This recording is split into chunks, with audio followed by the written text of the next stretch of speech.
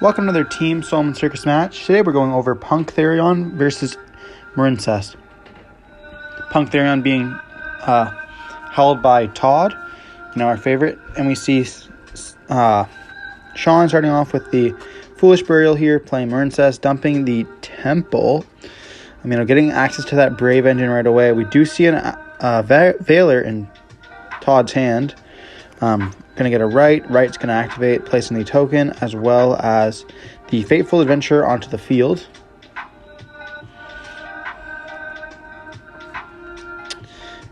And let's see what else is going to activate here. We activate the Fateful, searching for the Griffin and having to discard one card, which we sent us the level 2.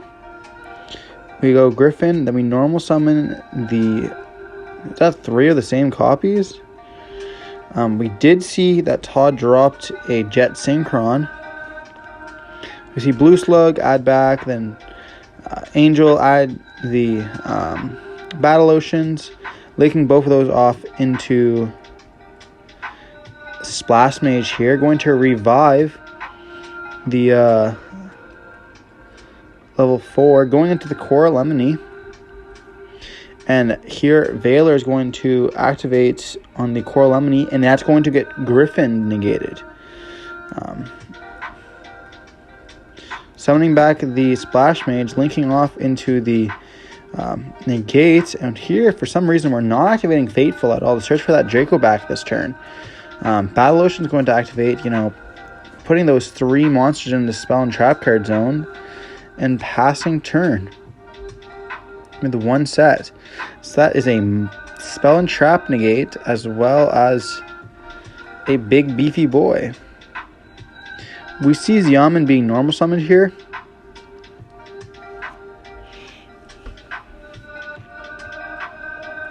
It's going to get Chaliced.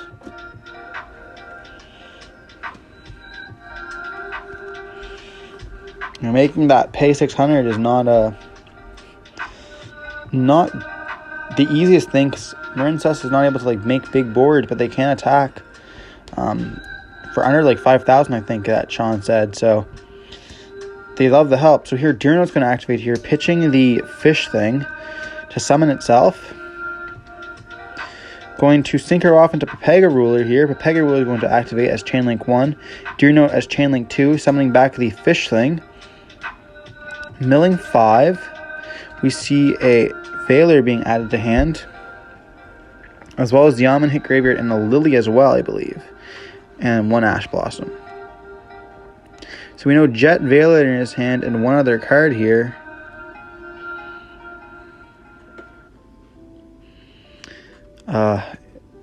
Not quite sure what that card is. It's not a Spell and Trap though, so that Spell and Trap negate's not really doing very much. We're going to Synchro Summon here for Psychic and Punisher, I believe.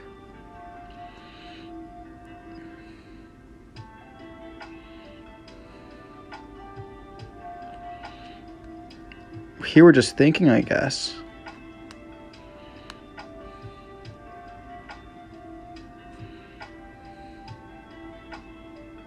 Looking at each graveyard, making sure that we know what opponents have and we have. I believe that's a Psychic and Punisher. Just being read here. He did pay the 600, so its life points is lower.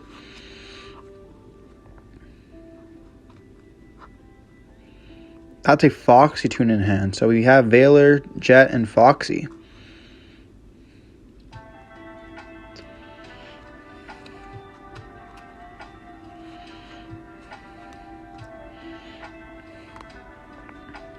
He's going to activate Foxy here.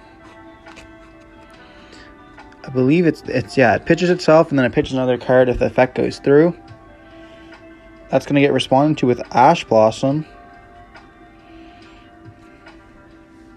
Fair enough. We know that he has Jet in hand, so it's a good thing that didn't get to resolve, because Jet would have been a crazy card there. He also must attack that big monster there. So I don't think that, it's going to gain enough life points to... Yeah, so he just passes there, not able to beat over that. And then he normal summons the... I think that one's also called Sea something. Or, obviously, Sea Angel or something like that. The Seahorse. Here we see Fateful searching out to the Griffin. And then discarding the Draco back, equipping the Draco back.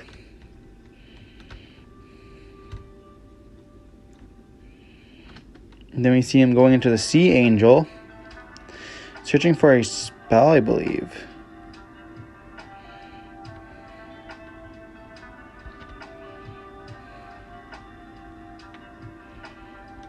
Or maybe he's just thinking here what she's going to summon out.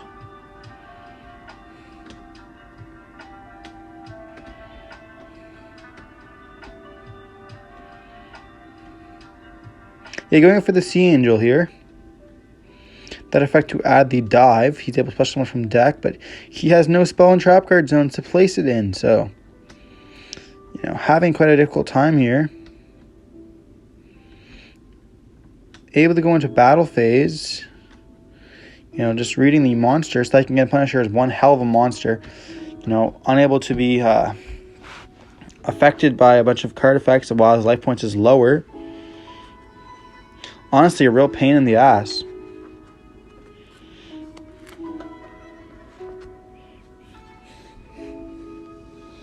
Here we see that he's going to attack into the second End Punisher, dealing himself the damage so that he is able to activate the effect. Then Draco Back's going to be able to bounce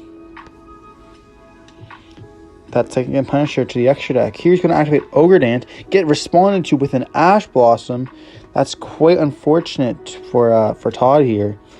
He's going to be able to activate Pepega Ruler to banish a Light in the Dark to summon himself out.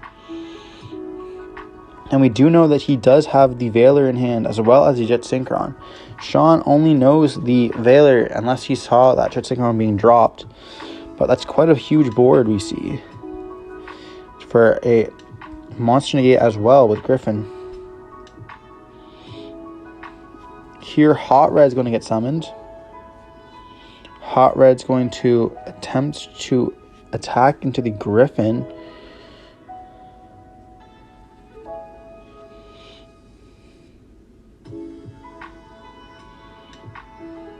And just going to scoop the game, and realizing he doesn't have anything he can do here.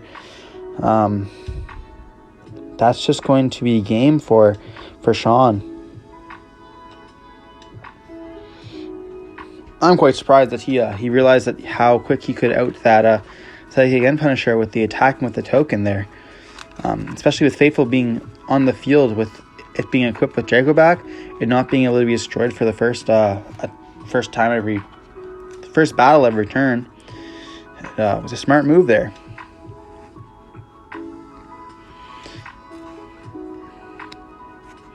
So we see Todd taking out some of his trap cards. Is he going to keep in the Veilers? Or the Crows?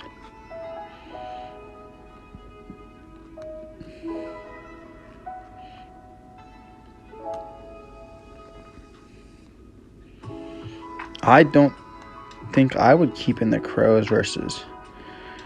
I guess because you would think you could stop the equip spell or the equipping. We see Harpy's Feather Duster going away. Sean's already done siding.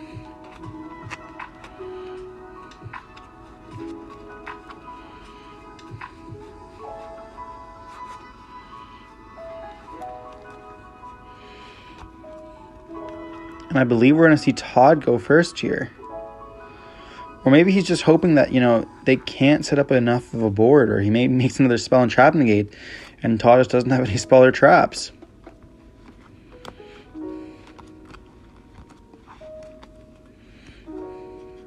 We see the deck cutting.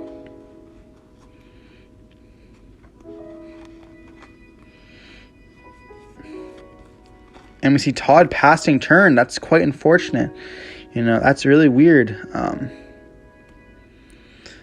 Quite unfortunate, but P.U.N.K Therion does tend to brick a lot. But is that an E-Telly in his hand? Rite of Armistier gets activated here. Getting out the Fateful as well as the Token. Summoning out the Griffin. We activate Gamma on the Griffin here. Okay. That makes sense. Keeping in Gamma going first is quite interesting. I swear that's an E-Telly in his hand.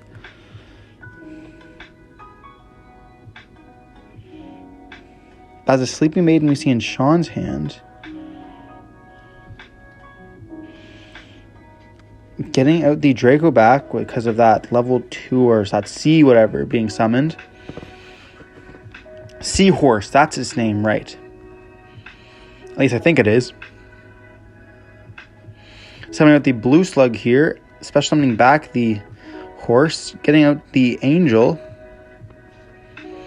Going to be able to add the Ocean.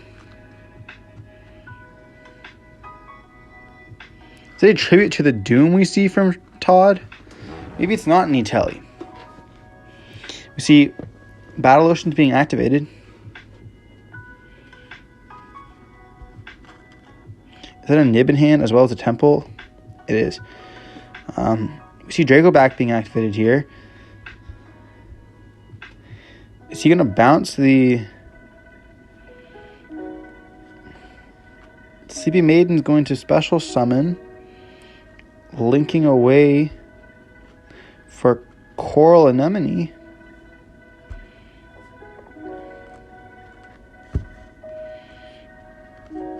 And then what are we deciding to do here? Special summoning out the Horse, which is a level 3, not a level 2. Then linking those two away into the Splash Mage. Splash Mage effect's going to activate here. Summoning out the Seahorse once again. The Seahorse has been summoned out more than 5 times. It itself could get nibbed. That's a lot of recycling. Linking 2 away into the Marbled Rock. It's interesting that they have so much link material, you know. Splash Mage being a water is really helpful as well because they do water lock themselves quite easily. And you can't even make transcodes because it's not a water. So them being able to like resummon a bunch of their stuff is really useful.